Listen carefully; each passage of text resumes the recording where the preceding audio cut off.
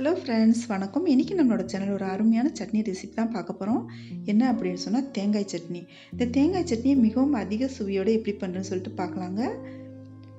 இந்த தேங்காய் சட்னி மட்டும் இருந்தால் போதுங்க. இட்லி, தோசை, பூரி, பொங்கல், சப்பாத்தி இது எல்லாத்துக்குமே வந்துட்டு ஒரு அருமையான காம்பினேஷனாக இருக்கும். வாங்க வீடியோக்குள்ளே போகலாம். இது வரைக்கும் நம்ம சேனலை சப்ஸ்கிரைப் பண்ணலைன்னா சப்ஸ்கிரைப் பண்ணிக்கோங்க, பெல் ஐக்கானை கிளிக் பண்ணிக்கோங்க.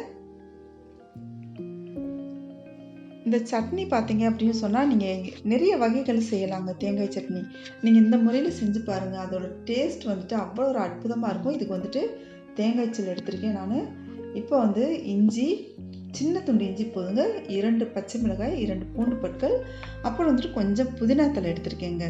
இது வந்துட்டு நம்ம தனியாக எந்த ஒரு டேஸ்ட்டும் தெரியாது. மொத்தத்துக்கு பார்த்திங்கன்னா அவ்வளோ ஒரு அருமையான சுவையில் இருக்கும்.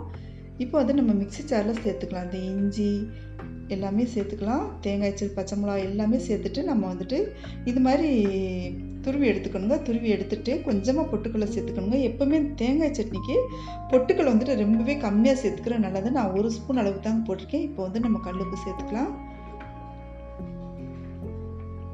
இந்த ஸ்டெப் வந்துட்டு கரெக்டாக ஃபாலோ பண்ணிங்கன்னா இதோட சுவை வந்துட்டு அவ்வளோ அருமையாக இருக்குங்க. இப்போ தண்ணி சேர்த்துக்கலாம். தண்ணி சேர்த்துட்டு இப்போ அரைச்சி எடுத்தாச்சு.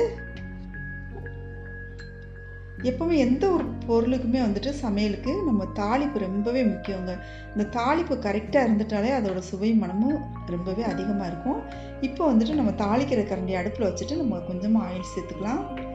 இப்போ கொஞ்சமாக கடுகு போட்டாச்சு. இப்போ உளுந்தம்பருப்பு இது நல்லா பொரிஞ்சு வரும்போது இந்த மிளகாயத்தில் முழுசாக கிள்ளி போட்டுக்கலாங்க.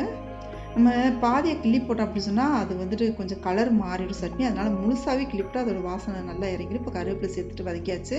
இந்த கருவேப்பிலை நல்லா பச்சை கலராக இருக்கும்போது நம்ம வந்துட்டு சட்னியில் சேர்த்துக்கலாம். இவ்வளோ தாங்க, சூப்பரான தேங்காய் சட்னி ரெடி ஆயிடுச்சு. இந்த ரெசிபி உங்களுக்கு பிடிச்சிருந்துச்சுன்னா நம்ம சேனல் இது வரைக்கும் சப்ஸ்கிரைப் இல்லைன்னா சப்ஸ்கிரைப் பண்ணிக்கோங்க, பெல் ஐக்கானை கிளிக் பண்ணிக்கோங்க, ஃப்ரெண்ட்ஸ்க்கு ஷேர் பண்ணுங்கள், லைக் பண்ணுங்கள், கமெண்ட் பண்ணுங்கள். தேங்க்யூ.